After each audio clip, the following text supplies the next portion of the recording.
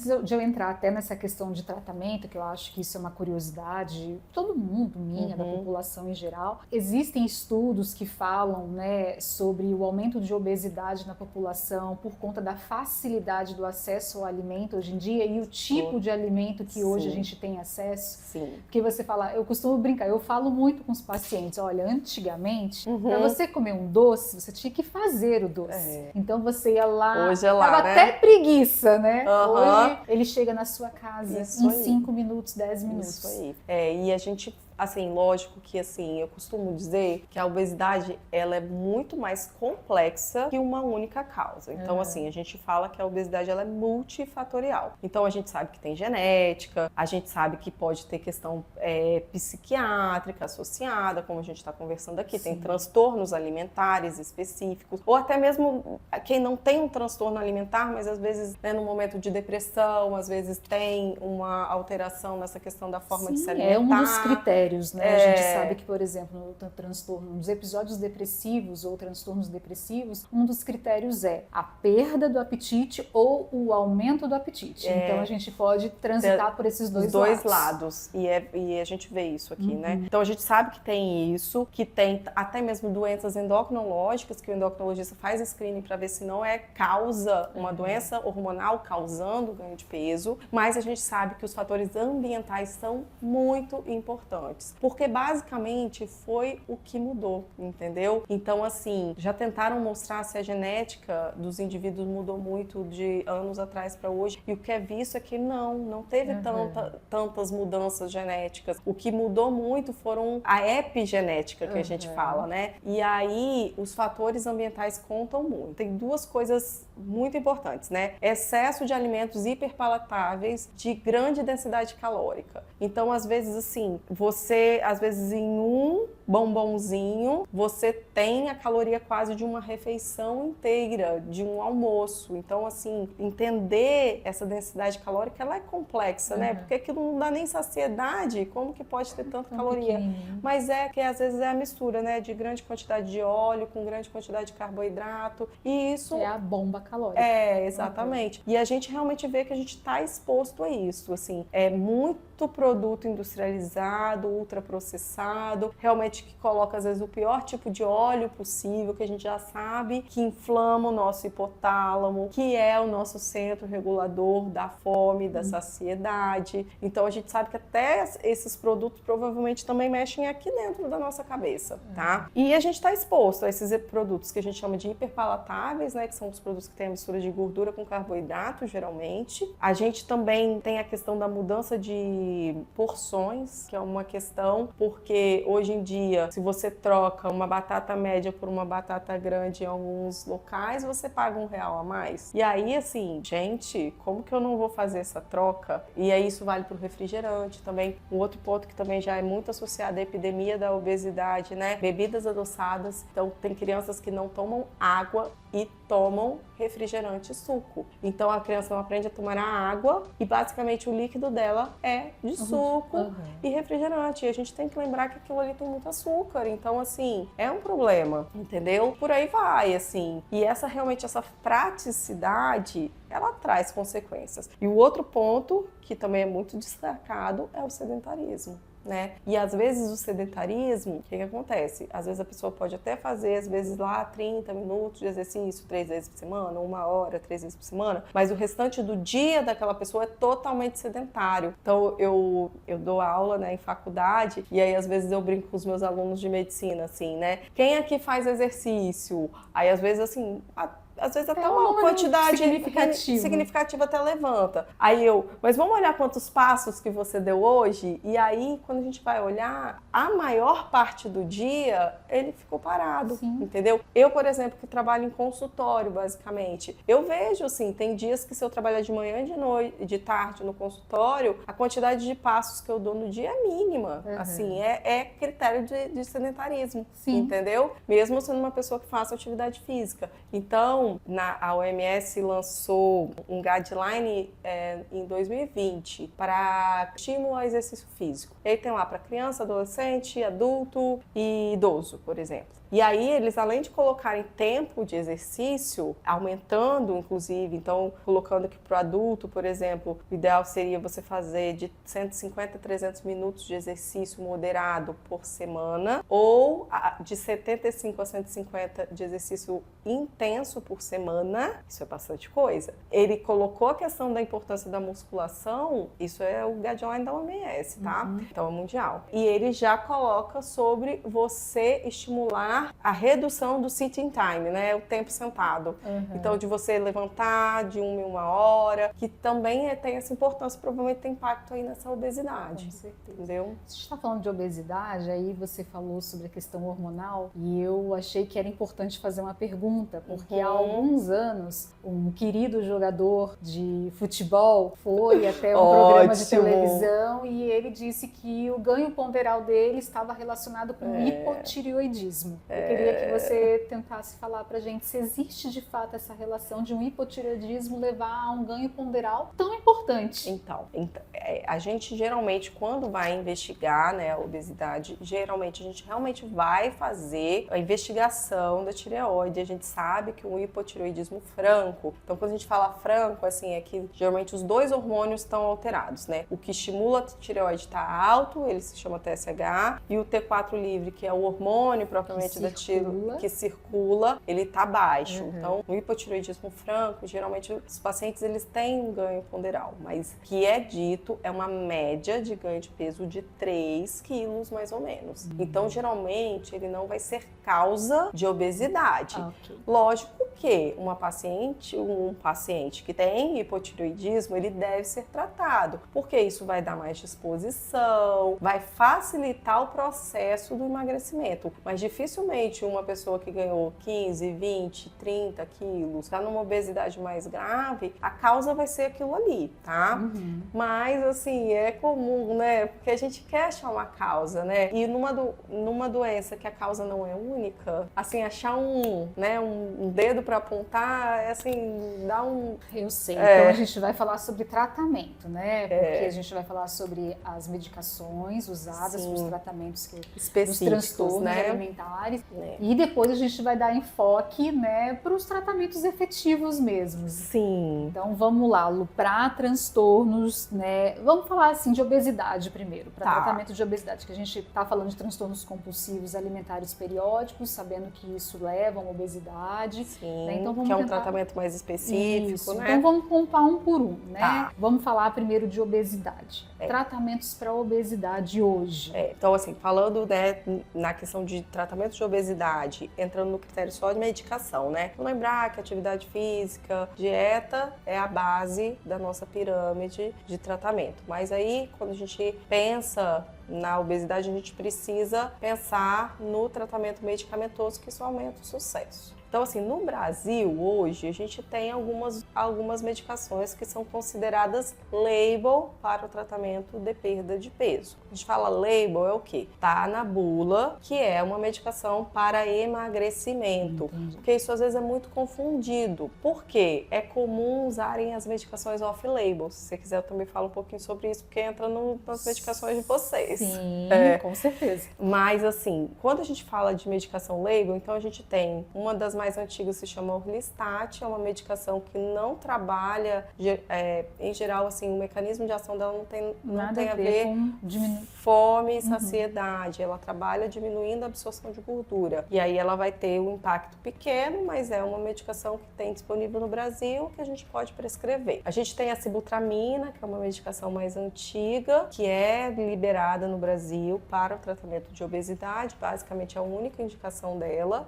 Então a sibutramina, ela tem o mecanismo de ação dela, né? Ela inibe a recaptação da serotonina e da noradrenalina. Sim, ela é potente. Ela tem essa potência, né? Ela tinha primas que eram até mais potentes na questão, principalmente noradrenérgica, mas ela foi a única que ficou. E aí ela tem esse perfil, como ela faz essa inibição da recaptação da serotonina e da noradrenalina, ela tem alguns perfis, né? Então, na parte da serotonina, às vezes o paciente que tem um perfil assim de um comer meio emocional, ela pode sentir o benefício, né? E na parte da noradrenalina, ela vai aumentar um pouco, às vezes, a taxa metabólica basal e também se vincula lá no nosso hipotálamo, dizendo que você não está mais com fome, né? E é por isso que ela é uma medicação que a gente tem que acompanhar tão bem a pressão arterial do paciente e a frequência cardíaca dele. É, e essa é uma medicação que o que eu costumo falar com o meu paciente, que a primeira preocupação que a gente tem que ter é quem não pode usar. Por quê? Não, nem só com o paciente, mas também em aula eu falo isso. Porque ela claramente tem um grupo que não pode usar. Isso é claro porque foi feito um estudo que mostrou que não podia. Então, tanto assim, é que para prescrever a gente preenche um formulário. Um formulário gigante. Quem é prescritor sabe. E aí, ela geralmente ela não pode ser usada em paciente que já teve evento cardiovascular, que a gente fala. Ou se ele já teve infarto, AVC ou AIT, ou se esse paciente tem um risco cardiovascular. Ataque isquêmico transitório.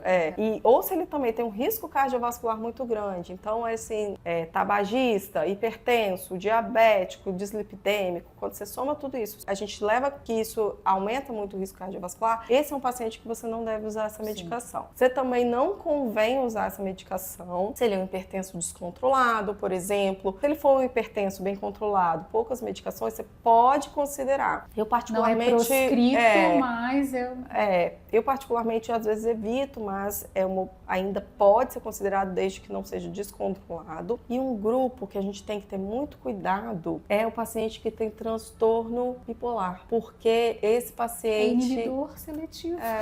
E ele às vezes pode ter as crises de mania. Então é colocado, entra lá num rodapé. E não deveria ser rodapé. Deveria ser ponto crucial.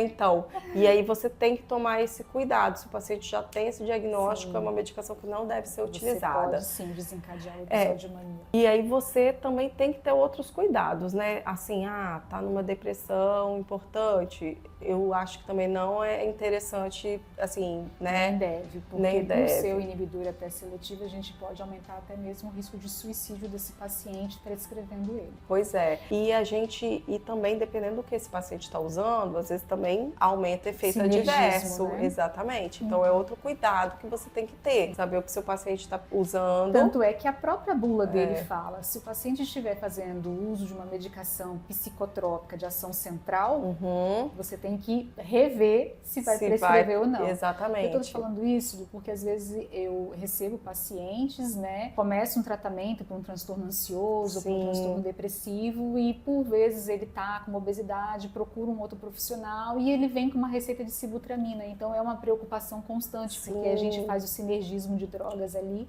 que podem trazer um efeito adverso bem importante. Crise serotoninérgica, uma delas, né, é bem comum. Bem comum, então, assim. Então a gente às vezes vê mesmo. É uma preocupação. E às vezes o paciente não conta tudo que ele está tomando, né? E às vezes já usa, assim, aquela, sei lá, fluoxetina há 300 anos e às vezes quando você associa pode aumentar o efeito adverso. Então é importante ter uma conversa muito próxima, às vezes com o psiquiatra, às vezes eu mando cartinha, estou querendo iniciar tal medicação, possível, aí às vezes tem uns que falam, é possível, mas vamos olhar de perto, porque às vezes ele também entende que a obesidade é uma coisa que piora o tratamento dele, então ele acha que vale a pena, mas... É um fator de risco, a gente sabe. Mas ao mesmo tempo, se às vezes aquele paciente já tem várias medicações, a gente opta por outra classe medicamentosa. Então, o Orlistat, sibutramina, os labels, né?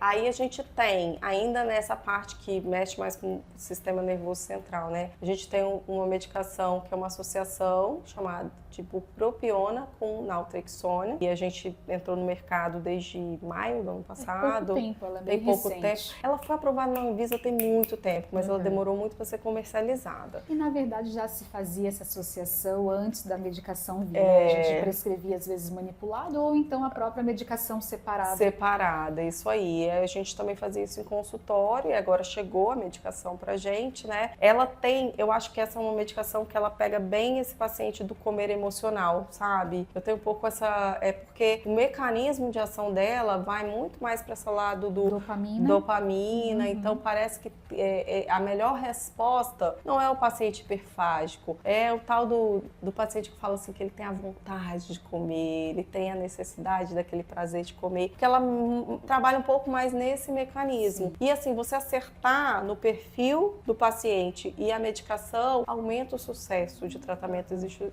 até trabalhos que já mostram isso, que a gente talvez precise olhar a obesidade mais de acordo com o perfil do paciente. Sim. E aí depois disso a gente tem os análogos, né? E aí assim, label na farmácia para uso de tratamento de perda de peso, a gente só tem o Saxenda, que é uma medicação chamada liraglutida. Ela é prima do Ozempic, que é a semaglutida. Então assim, aí o Saxenda é um análogo que a gente usa, de uso diário, então ele é aplicação, caneta, com agulha, todos os dias. Que não está isenta de efeitos colaterais. Que não está isenta de efeitos colaterais. Inclusive, a classe, como os efeitos colaterais são iguais, eu vou falar depois, sim, logo depois disso. O que a gente também já tem aprovado na Anvisa são duas medicações, que uma se chama semaglutida e a outra se chama tirzepatida, que também compõem esse grupo dos análogos do GLP-1. Só que a semaglutida, ela já está nas farmácias nas doses de diabetes, entendeu? No nome de Ozempic e Rybelsus.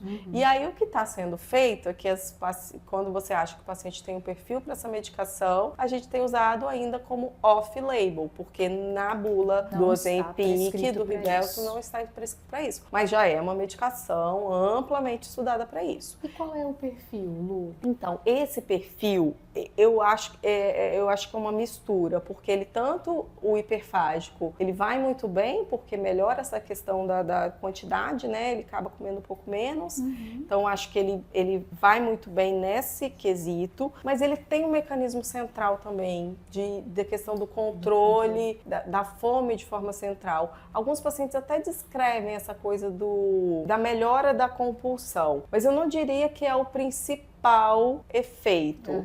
Mas eu já conversei, assim, às vezes com alguns psiquiatras, justamente quando a gente vai tratar o transtorno de compulsão alimentar periódica, que às vezes não pode usar a medicação principal para isso, que às vezes eles percebem melhora quando usa, entendeu? Um análogo. Mas ele não seria uma primeira linha de tratamento para compulsão, por exemplo. E entendeu? qual é a primeira linha que vocês, endocrinologistas, acabam avaliando? Então, assim, para o transtorno de compulsão alimentar, né? Aí assim, se a gente for olhar realmente o que é em bula, a gente tem a lisdexanfetamina. É o nome difícil mesmo, pessoal. Lisdexanfetamina, eu prefiro usar um nome comercial, hein? Então a gente tem a lisdexanfetamina, que é uma medicação... foi aprovada há pouco tempo também para compulsão alimentar. No FDA já tem anos que é aprovado, Sim. né? Então por isso que a gente às vezes aqui já usava como off-label, porque é a mesma medicação que a gente usa para transtorno de atenção, para TDAH, né? Sim. Então, como tem essa mesma, uma medicação que é usada para outros tratamentos, ela já estava disponível no Brasil para esses tratamentos específicos, acabava sendo usado off-label, mas agora label, né? Sim. E aí, teoricamente, é a primeira linha de tratamento, né? E o que eu vejo, assim, que é interessante é que essa medicação, quando você usa para outros perfis de obesidade, a resposta não é tão boa. Realmente, ela parece ser mais específica para o transtorno compulsivo, assim. A dúvida é se esse paciente que não tem o critério obrigatório, que não tem a forma mais clássica, que tem esse comer compulsivo, esse comer emocional, se ele também não teria benefício. Mas isso é um pouco de dúvida, assim. Entendi. Geralmente a gente não tem muito embasamento teórico para isso, Na entendeu? minha clínica, posso dizer que para o transtorno compulsivo alimentar periódico, a resposta é muito satisfatória. Né?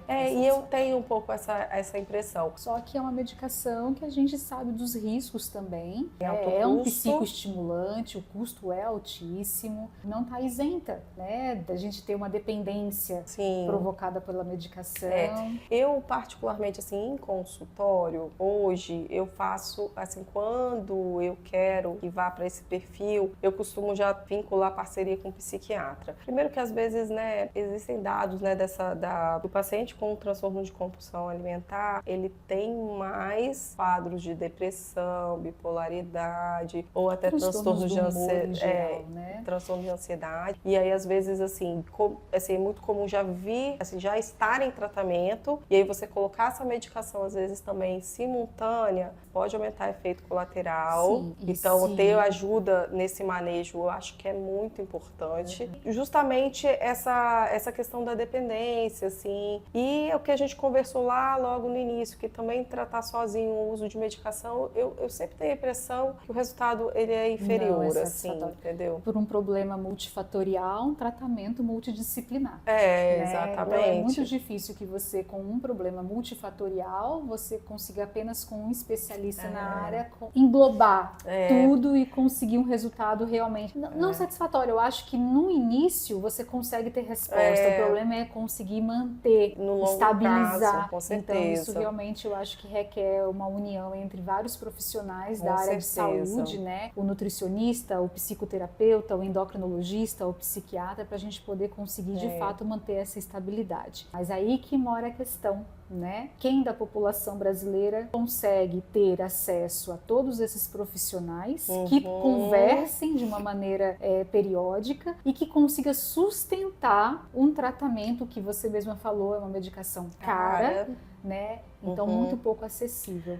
Eu assim já vou até colocar uma observação, né? Porque a gente acabou abrindo um pouco para o tratamento de obesidade. Então, hoje eu também sempre enfatizo isso em aulas. Hoje, o Brasil não tem nenhum tratamento medicamentoso disponível, ou label disponível no SUS. Nenhum. Tá? Então, assim, é um problema de saúde pública. É um problema de saúde pública. A obesidade, por exemplo, hoje o Vigitel de 2020 já foi lançado. O que ele colocou? Que hoje 21% da população brasileira tem critério de obesidade e mais de 50%, 55% sobrepeso e obesidade. Então, a gente talvez aí precisaria de medicações que não estão disponíveis para os nossos pacientes no SUS. Então, acaba sendo assim, a maior dificuldade. E aí que é muito comum a gente começar a usar as medicações off-label, que aí se a gente for olhar, né, quando a gente olha mesmo assim, quanto que dá emagrecimento para aquelas medicações, geralmente é pequeno. Mas é o que a gente tem, então às vezes começa a usar medicações que são usadas para tratamento de ansiedade, depressão, mas que podem dar uma perda de peso para ver se ajuda. Muitas e por aí vezes, vai. Então a gente usa o quê? A gente usa o efeito colateral da medicação para trazer um benefício em relação ao problema. Então não é necessariamente um remédio recomendado ou classe A para o tratamento daquele transtorno. Mas a gente usa às vezes o efeito adverso, né? Que é a perda do apetite que ele causa. Porque assim, para você ganhar um critério de que é uma medicação para tratamento de obesidade, ela tem que no mínimo atingir 5% de perda de peso inicial do grupo. Então... Em quanto tempo, Lu? E geralmente essa avaliação é em 6 meses. Em 6 meses. Assim, então, sendo 5% de perda ponderal. Isso são os trabalhos, né? Então, quando você coloca um trabalho, se ele não consegue atingir esse mínimo, ele não pode ser usado para obesidade, ele pode ser usado para outras coisas. A gente tem medicação de diabetes que chega a dar uma perda de peso, mas como ela, na média, não chega a um mínimo de 5%, ela não é liberada para perda de peso, de obesidade. Ela só é liberada para diabetes, por exemplo. A gente tem essas diferenciações. E essas medicações que geralmente são usadas para transtorno no humor, se a gente for olhar, não vai dar essa quantidade, né, a média. O que a gente vê é que às vezes realmente se é um paciente que é muito ansioso e tem esse perfil de descontar muito na comida, realmente ele acaba tendo um pouco de benefício. Mas é um grupinho, né, que aí a gente tenta, eu costumo brincar assim, a gente tenta, mas infelizmente assim, não é uma medicação própria para aquilo, entendeu? E às vezes até, né, o paciente fica usando porque ele teve os outros benefícios, mas o peso que é bom mesmo não perdeu, entendeu? É verdade. Aí fica assim, para o transtorno melhorou da ansiedade, melhorou o meu aí humor. fica, mas aí é o que a gente queria, que era perder peso, às vezes não conseguiu atingir. Mas eu acho assim que é uma coisa que é tão discutida, tão falada, né, a obesidade, né, a gente hoje não tem nada e o único tratamento disponível é a cirurgia bariátrica no SUS. É o único tratamento para a perda perda de peso disponível. Agora, isso Falando, é interessante, né, porque a gente... Além de equipe multidisciplinar, que nem todo lugar tem, né? Sim. Teoricamente, nutricionista, tem alguns locais, mas não é de fácil acesso. Você pode conversar com qualquer população aí, você vai ver como é difícil. Conversar com o PH, o PH é o Paulo Henrique, Meu que é o esposo dela, cirurgião, bariátrico, que faz né? parte da Sim. equipe de SUS aqui, Sim. né? Que é do Hospital das Clínicas, que foi onde a gente se formou, né? Pois é, Então, porque aí é a minha próxima dúvida, não com você, mas eu vou perguntar para ele, né? Porque a gente sabe que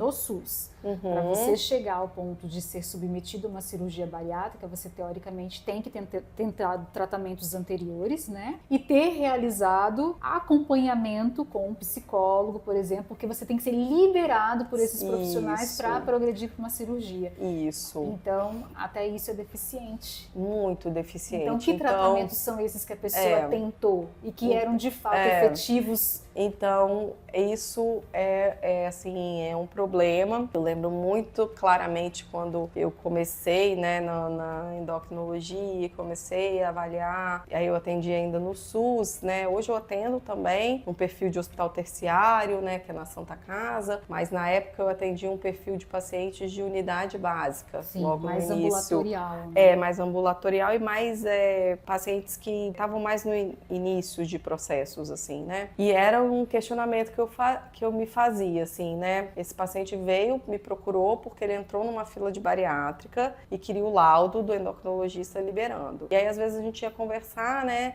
Nunca fez uso da medicação. Mas é muito difícil, porque como que ele vai fazer se, às vezes, ele não tem dinheiro para comprar aquela medicação? É muito complicado, entendeu? Aí, geralmente, a gente vai levar em consideração os tratamentos off-labels que ele já fez, porque aí, às vezes, o clínico já colocou alguma coisa. Os acompanhamentos nutricionais, que a maioria, mesmo por conta própria, vai lá e marca um nutricionista e ele conta. Porque, assim, raramente você vai pegar um paciente que tem um diagnóstico de obesidade e ele nunca tentou nada. Assim, é muito, muito incomum. A maioria das pessoas, ela vai tentando, assim, com os meios que ela tem, tratar. Só que o problema é que, às vezes, os meios são muito escassos. Então, ele consegue uma consulta com o nutricionista uma vez no ano, sabe? Às vezes não é o adequado, não é ideal, né? tá longe de ser, entendeu? Existem sociedades médicas, né? E aí nesse ponto a gente tem a ABESO, que é a associação que estuda a obesidade, que faz grandes discussões sobre isso, que eles vão muito em cima da classe política, justamente para falar sobre isso. Aqui a gente está sabendo que é um problema, mas a gente não está conseguindo dar uma solução. E aí eles vão até é importante porque tem que ter as discussões macro, né? Então assim como a gente hoje discute se não deveríamos ter pelo menos alguma medicação disponível, a gente também tem que discutir às vezes como prevenir a obesidade, entendeu? O que é lá na infância. E aí vem as discussões do que é fornecido nas escolas, o tipo de lanche que é fornecido nas escolas públicas, em especial, né? Porque a gente sabe que tem um perfil alimentar aí que às vezes não é tão adequado, às vezes, né, colocam... Educação mesmo, né? Sim. Eu acho que desde a escola você levar a educação nutricional para aquelas crianças e para a família, porque às vezes a criança ela pode até aprender isso no contexto escolar, mas se isso não é levado para a família em conjunto, fica muito complicado. Essas, né, matérias, discussões obrigatórias, eu acho que elas têm, mesmo que elas só tenham um impacto lá na frente, eu acho que elas são muito importantes. Só que não pode ficar só nisso, entendeu? A gente também não pode colocar todo o nosso tratamento, somente na prevenção, porque a gente já tem o problema, a gente tem que evitar a incidência, mas tratar a prevalência. Quem tá já com o diagnóstico, porque você vai deixar essas pessoas aí sem ter nenhuma opção de tratamento. Então, assim, eu acho que é importante ter bariátrica, ainda bem que grandes serviços têm abraçado essa causa, né? No estado a gente tem aí pelo menos 3, 4 serviços no SUS e tem outros estados que tem muito mais, né? Então é importante, mas a gente também precisa pensar se a gente não tem que colocar alguma coisa aí compatível com a realidade de custos e tal, que aí é uma discussão grande, né? Mas que eu acho que precisa trazer, porque senão a gente só vai falar que tem um problema e não vai trazer nenhuma solução, né? Eu concordo, Lu. E não só isso, de agora a gente também ratificar a importância da boa alimentação e da atividade física nesse processo, né? Sim. porque é algo que eu acho que a gente, como médico, bate sempre na tecla. Não existe remédio que vai trazer solução mágica. Sim. O remédio ele vai contribuir, ele vai Com ajudar, certeza. mas você também vai ter que entrar nesse processo de mudança de hábitos alimentares, mudança de rotina, de exercícios para conseguir obter o sucesso. Com certeza. E um ponto que eu sempre falo é que, assim, por exemplo, estando no mérito do exercício físico, manter perda de peso, um dos principais mecanismos de manutenção de perda de peso é a atividade física. Então, ele tem que entrar como uma das peças. Isso sem contar nos outros benefícios, né? E aí até entra um pouco nos benefícios da saúde mental, por exemplo, entendeu? Geralmente quem faz e começa percebe, né? Sim. Que aí vira, eu brinco que vira um comprimido. Então é o comprimido que às vezes todo dia você vai precisar. Então assim, e esse estímulo ele é muito importante. E aí é um estímulo que eu acho que tem que ser desde muito novo. E aí que mora de novo na educação, né? Isso. Que a gente sabe o quanto às vezes que a educação física é pouco valorizada. Pouco valorizada. E a gente, eu lembro na minha época de escola que eram 2 vezes na semana e já não entra nem no critério de perda de sedentarismo.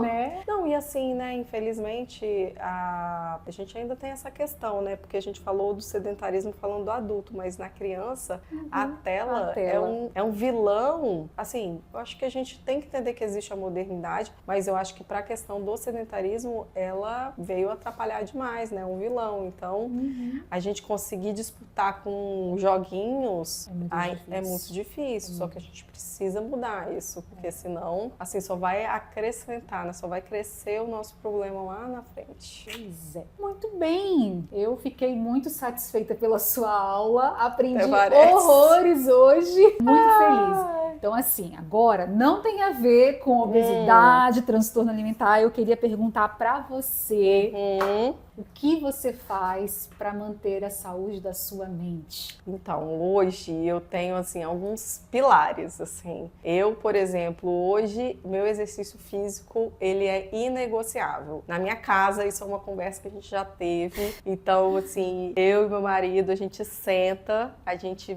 olha qual o horário que cada um vai fazer e é meio inegociável. Então, eu sou mais diurna. Então, meus exercícios são todos de manhã e ele é mais noturno. Os exercícios dele são que bom, que aí vocês conseguem dividir. A gente consegue se dividir, porque tem 2 crianças, né? A gente precisa se organizar. Então, hoje, eu brinco que é inegociável e eu realmente eu pratico várias atividades físicas. Até quem olha pensa até que... Atleta! Porque eu faço luta, eu faço corrida agora, eu faço cross e tal. Eu sempre tô fazendo alguma coisa, mas eu sempre gostei muito de esporte. Sim. Outra coisa que hoje eu também priorizo muito e que relacionada à questão de saúde mental é a questão do meu sono. Porque foi uma coisa que quando balançou eu vi que decaiu tudo. Então uma coisa que eu tento trabalhar muito, ajustar as minhas crianças que são ruins de dormir, então é um desafio na minha casa, até tentar mudar alguns hábitos.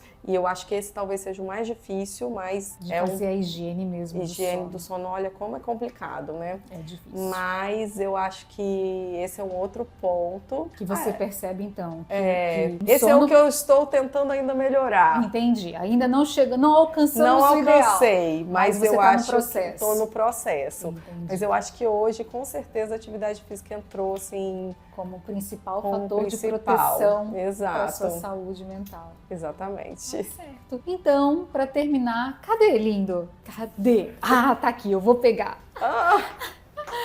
Uma pequena lembrança do projeto para você. Pela sua participação maravilhosa, que tanto contribuiu e que eu tenho certeza que vai ajudar muita gente a entender um pouco melhor dos transtornos alimentares, de obesidade e iniciar que lindo! Gente, obrigada, adorei. viu, Lu? Obrigada, foi muito bom.